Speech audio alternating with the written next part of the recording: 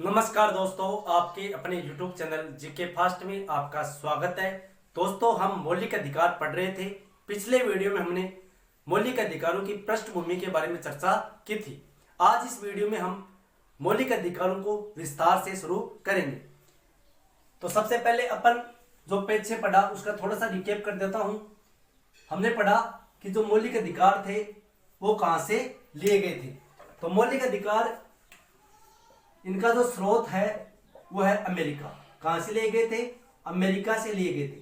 America में right the bill act पारित हुआ था। उस राइट एक्ट द बिल से ये मौलिक अधिकार भारतीय संविधान में लिए गए थे। जब भारतीय संविधान में लिए गए तो इनका उल्लेख कहां पे किया गया? तो इनका उल्लेख किया गया था भाग 3। कहां पर? भाग 3 और अनुच्छेद 12 से 35 तक इनका उल्लेख किया गया था। फिर बात आती है कि जो मौलिक अधिकार थे ये किससे प्रभावित थे? तो इन पर प्रभाव था इंग्लैंड का। किसका प्रभाव था? इंग्लैंड का प्रभाव था। इंग्लैंड के सम्राट ने 1215 ईस्वी में नागरिकों को कुछ मौलिक अधिकार दिए थे, जिन्हें क्या कहा जाता था? मैग्ना कार्टा कहा जाता था। क्या कहा जाता था? मैग्ना कार्टा कहा जाता था। भाग 3 को क्या कहा जाता है? मैग्ना कार्टा कहा जाता है। आपसे क्वेश्चन पूछा जा सकता है भारतीय संविधान के किस भाग को मैग्ना कार्टा कहा जाता है? तो भाग 3 को क्या कहा जाता है? Magna carta. फिर इसके लिए कौन सी समिति बनी? तो मौलिक अधिकारों के लिए सरदार पटेल समिति बनी थी। कौन सी समिति बनी? सरदार पटेल समिति का गठन किया गया था। और इन्हीं मौलिक अधिकारों के लिए एक उप समिति बनी जेबी कृपलानी की अध्यक्षता में। जेबी कृपलानी की अध्यक्षता में एक उप समिति का गठन किया गया था। अब मौलिक अधिकार मूल संविधान में कितने थे? तो मूल संविधान में 7 मौलिक अधिकार थे। कितने अधिकार थे? 7 मौलिक अधिकार थे। और वर्तमान में कितने हैं? तो वर्तमान की अपन बात करें तो वर्तमान में 6 मौलिक अधिकार है। अब ये 7वां मौलिक अधिकार कौन सा था जो हटाया गया? तो हटाने वाला जो अधिकार था वो था संपत्ति का अधिकार। कौन सा अधिकार? संपत्ति का अधिकार। इसे 44वां संविधान संशोधन 1978 के तहत हटाया गया था। कब हटाया गया था? 44वां संविधान संशोधन 1978 मोरारजी देसाई सरकार के समय संपत्ति के मौलिक अधिकार को हटाकर अनुच्छेद 300 क में रख दिया गया था। 300 क में इसे रख दिया गया था और 300 क में रखकर इसे कानूनी अधिकार बनाया गया। अब कानूनी अधिकार और मौलिक अधिकारों में क्या अंतर होता है? कानूनी अधिकार वे अधिकार होते हैं अगर जिनका उल्लंघन होता है तो हम न्यायालय की शरण में नहीं जा सकते, जबकि मौलिक अधिकार वो होते हैं जिनका उल्लंघन होता है तो हम न्यायालय की शरण में जा सकते हैं। तो ये अंतर है मौलिक और कानूनी अधिकारों में। उसके बाद अपन बात करते हैं कि जो 6 प्रकार के मौलिक अधिकार हैं वो कौन से अधिकार हैं। 6 प्रकार के जो मौलिक अधिकार दिए गए हैं वो कौन से अधिकार हैं? तो सबसे पहला जो मौलिक अधिकार आता है वो आता है समानता या समता का मूल अधिकार। समानता या समता का मूल अधिकार, इसका उल्लेख संविधान के अनुच्छेद 14 से लेकर 18 तक किया गया है। फिर अपन बात करते हैं दूसरा जो मौलिक अधिकार आता है वो आता है स्वतंत्रता। किसका? स्वतंत्रता का मूल अधिकार। स्वतंत्रता का मूल अधिकार, इसका उल्लेख संविधान के अनुच्छेद 19 से लेकर 22 तक किया गया है। 19 से लेकर 22 तक किया गया। फिर तीसरा मौलिक अधिकार आता है शोषण के विरुद्ध। शोषण के विरुद्ध मूल अधिकार। शोषण के विरुद्ध मूल अधिकार, इसका उल्लेख संविधान के अनुच्छेद 23 से लेकर 24 तक किया गया है। फिर चौथा जो मौलिक अधिकार आता है वो आता है धार्मिक स्वतंत्रता का मूल अधिकार, इसका उल्लेख अनुच्छेद 25 से लेकर 28 तक किया गया है। फिर 5वां जो मौलिक अधिकार आता है वो आता है शिक्षा एवं संस्कृति। शिक्षा एवं संस्कृति का मूल अधिकार। शिक्षा एवं संस्कृति का मौलिक अधिकार है जिसका उल्लेख संविधान के अनुच्छेद 29 और 30 में किया गया है। फिर बात आती है 6ठा मौलिक अधिकार आता है संवैधानिक उपचारों का अधिकार। संवैधानिक उपचारों का मूल अधिकार, इसका उल्लेख किया गया अनुच्छेद 32 में। ठीक है दोस्तों, तो ये 6 मौलिक अधिकार थे। आपसे क्वेश्चन किस तरह से पूछा जाएगा, आपसे क्वेश्चन पूछेगा निम्न में से कौन सा मौलिक अधिकार नहीं है, तो समानता का मौलिक अधिकार, स्वतंत्रता का मौलिक अधिकार, शोषण के विरुद्ध मौलिक अधिकार, धार्मिक स्वतंत्रता का मूल अधिकार, शिक्षा व संस्कृति का मौलिक अधिकार, और छठा है संवैधानिक उपचारों का मूल अधिकार। तो आपको कीवर्ड ध्यान रखना है, समता या समानता, स्वतंत्रता, शोषण, धार्मिक स्वतंत्रता, शिक्षा और संस्कृति, और छठा है संवैधानिक उपचारों का मूल अधिकार। अब आपसे क्वेश्चन इस तरफ से कौन सा निम्न में से कौन सा मूल अधिकार नहीं है, तो 3 ऑप्शन इनमें से दे देगा और चौथा अलग से दे देगा। तो जैसे ज्यादातर एग्जामों में ऑप्शन मताधिकार का अधिकार होता है, मताधिकार का अधिकार मौलिक अधिकार नहीं है। ठीक है दोस्तों, अब अपन इनकी विस्तार से चर्चा करते हैं। सबसे पहले अपन चर्चा करते हैं समानता के मूल अधिकार की, कि समानता के मौलिक अधिकार में कौन कौन से बातों का उल्लेख किया गया है। तो समानता का जो मौलिक अधिकार है, इसमें अनुच्छेद 14 से लेकर 18 तक उल्लेख किया गया है। अनुच्छेद 14 में कहा गया है विधि या कानून के समक्ष समानता, कानून के सामने सभी समान है, चाहे वो गरीब हो, चाहे अमीर हो, चाहे किसी भी जाति का हो, किसी भी वर्ण का हो, कहीं भी उसका जन्म हुआ हो, कानून के सामने सभी क्या है, समान है। तो फिर अपन बात करते हैं, अगला जो अनुच्छेद आता है वो आता है अनुच्छेद 15। अनुच्छेद 15 में जन्म, लिंग, जन्म स्थान, धर्म, जन्म स्थान, धर्म के आधार पर विभेद की क्या की गई है, समाप्ति की गई है। यानी किसी के साथ जन्म, किसी कहां भी उसका जन्म हुआ हो, लिंग कैसा भी उसका लिंग हो, चाहे स्त्री हो चाहे पुरुष हो, जन्म स्थान कहीं भी उसका जन्म हुआ हो, धर्म किसी भी धर्म का हो, किसी भी कुल का हो, तो उसके आधार पर उससे भेदभाव नहीं किया जाएगा। किसी भी जाति का हो तो इसके आधार पर भेदभाव नहीं किया जाएगा। जाति, धर्म, लिंग, जन्म स्थान, धर्म के आधार पर उसके साथ भेदभाव नहीं किया जाएगा।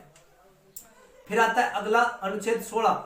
अनुच्छेद 16 में किया गया उल्लेख लोक नियोजन के समान अवसर, लोक नियोजन के समान अवसर। लोक नियोजन के समान अवसर से क्या मतलब होता है कि लोक नियोजन का मतलब ये होता है जो सरकारी नौकरियां होती है, इन सरकारी नौकरियों में सभी भारतीयों को समान क्या दी जाएगी, भागीदारी दी जाएगी, समान भागीदारी। लोक नियोजन यानी सरकारी नौकरियों में समान अवसर दिया जाएगा। फिर अगला आता है अनुच्छेद 17, सबसे ज्यादा बार पूछा जाने वाला अनुच्छेद है अनुच्छेद 17। अनुच्छेद 17 में किसका उल्लेख है, तो इसमें उल्लेख है अस्पृश्यता का। किसका उल्लेख है, अस्पृश्यता यानी छुआछूत। छुआछूत का क्या किया गया है, इसमें निषेध किया गया है। किसी भी व्यक्ति के साथ आप अस्पृश्यता का व्यवहार नहीं कर सकते कि ये इस जाति का है, इस वर्ण का है, ये निम्न कुल का है, ये उच्च कुल का है, तो उसके आधार पर भेदभाव नहीं किया जा सकता, इसका निषेध किया गया है। फिर आता है अगला अनुच्छेद, अनुच्छेद 18। अनुच्छेद 18 में किसका उल्लेख है, तो इसमें उपाधियों का अंत किया गया है। उपाधियों का क्या किया गया है, अंत किया गया है। जैसे पहले राजा महाराजा अनेक प्रकार की उपाधि धारण कर लेते, जैसे राजा, राजाधिराज, महाराजाधिराज, चंड प्रदोत जैसी कुछ उपाधियां धारण करते थे। तो इन उपाधियों क्या किया गया है, अंत। शिक्षा व सेना, जो शिक्षा होती है जिसमें आप पीएचडी कर सकते हो, अन्य जो शिक्षाएं होती है, अन्य डिग्रियां, डिप्लोमा वो कर सकते हो, जिससे आप उसमें उपाधि ले सकते हो।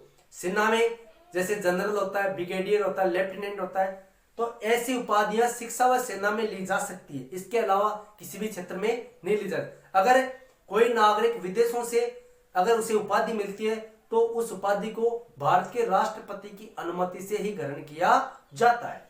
ठीक है दोस्तों, तो ये समानता के अधिकार में 14 से लेकर 18 तक वर्णन किया गया है। 14 में विधि या कानून के समक्ष समानता, 15 में जन्म, लिंग, जन्म स्थान, धर्म, जाति के आधार पर भेदभाव की समाप्ति, 16 में लोक नियोजन स्पेशल ध्यान रखनी है। लोक नियोजन सरकारी नौकरियों में समान अवसर।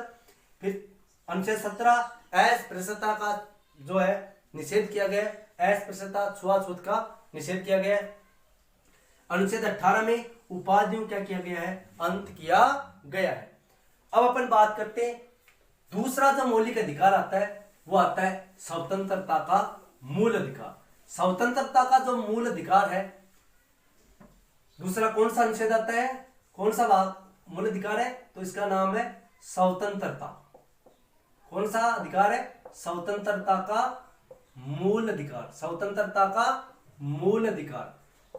इसका उल्लेख अनुच्छेद 19 से लेकर 22 तक किया गया है। अनुच्छेद 19 से लेकर 22 तक इसका उल्लेख किया गया है। अनुच्छेद 19 में नागरिकों को 6 प्रकार की स्वतंत्रताएं दी गई है। मूल संविधान में 7 प्रकार की स्वतंत्रताएं थी। मूल संविधान में कितनी स्वतंत्रताएं थी, 7 प्रकार की। और वर्तमान में कितनी है, तो वर्तमान में 6 प्रकार की स्वतंत्रताएं हैं।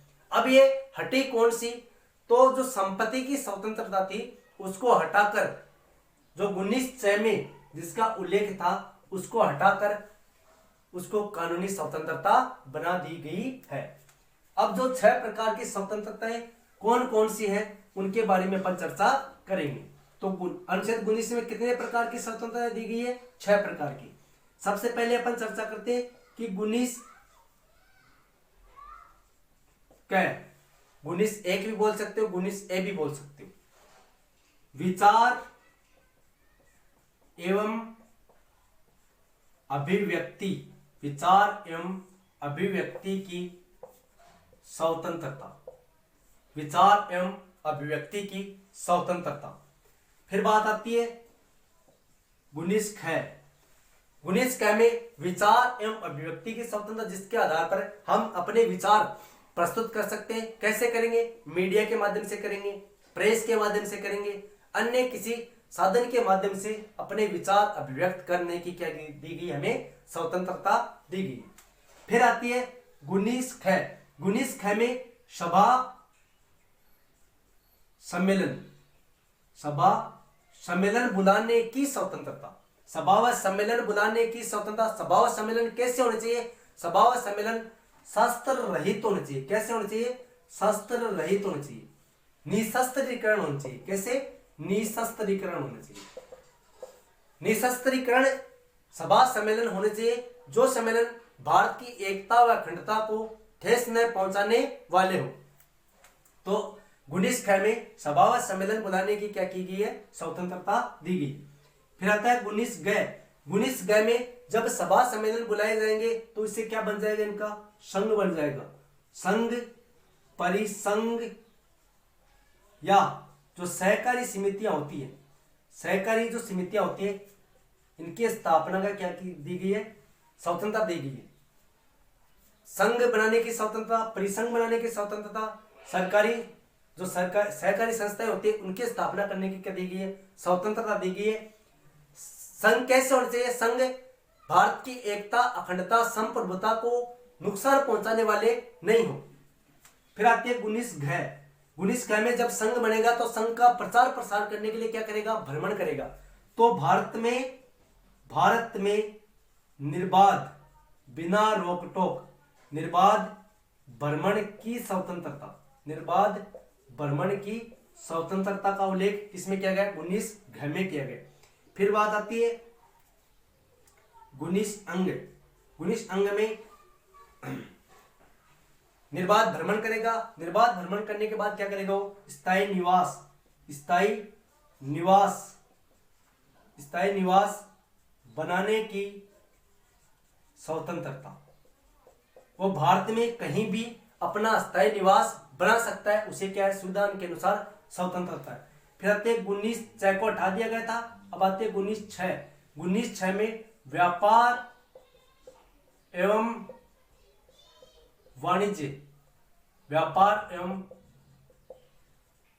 वाणिज्य की स्वतंत्रता। भारत में कहीं भी किसी भी कोने में आप व्यापार कर सकते हो, उसकी आपको क्या है, स्वतंत्रता है। संविधान के अनुसार भारतीयों को 6 प्रकार की स्वतंत्रता दी गई है। विचार एवं अभिव्यक्ति की स्वतंत्रता, सभा व सम्मेलन बुलाने की स्वतंत्रता, संघ व परिसंघ बनाने की स्वतंत्रता, भारत में निर्बाध भ्रमण की स्वतंत्रता, स्थायी निवास बनाने की स्वतंत्रता, व्यापार एवं वाणिज्य की स्वतंत्रता। अब अपन बात करते हैं, अगला जो अनुच्छेद आता है वो आता है अनुच्छेद 20। अनुच्छेद 20, अनुच्छेद 20 क्या कहता है? अनुच्छेद 20 कहता है अपराध एवं दोष सिद्धि, अपराध एवं दोष सिद्धि की स्वतंत्रता, अपराध एवं दोष सिद्धि की स्वतंत्रता दी गई। अपराध व दोष सिद्धि से क्या मतलब है? तो अपराध, जैसे अपराध करने वाला अपराधी है या नहीं, एक अपराध के लिए अगर उसने अपराध कर दिया तो उसे एक अपराध के लिए एक दंड दिया जाएगा, और दंड भी कैसा हो? जिस समय उसने अपराध किया हो उसी समय जो कानून प्रचलन में था उसी कानून के अनुरूप उसे क्या दिया जाएगा? दंड दिया जाएगा। तीसरी बात इसमें आती है, अपने विरुद्ध साक्ष्य प्रदर्शित करने के लिए, साक्ष्य देने के लिए उसे बाध्य नहीं किया जा सकता। जैसे आप लोगों ने दिलवाले फिल्म देखी है, दिलवाले जो मूवी है, उस दिलवाले मूवी में जो हीरो होता है अजय देवगन होता है, उस हीरो को किसी के द्वारा कत्ल कर दिया जाता है और उसका इल्जाम किस पे लगा दिया जाता है? उस हीरो पे लगा दिया जाता है। जब हीरो पर इल्जाम लगता है तो उसको पुलिस थाने में प्रताड़ित किया जाता है और अपने विरुद्ध साक्ष्य देने के लिए बाध्य किया जाता है कि तूने ये मर्डर किया था या तूने ये हत्या की थी तो इसे मंजूर कर। तो उसके सामने उसके परिवार को क्या किया जाता है? प्रताड़ित किया जाता है। तो वो क्या है? अपने विरुद्ध साक्ष्य देने के लिए बाध्य नहीं किया जा सकता। फिर आता है अनुच्छेद 21।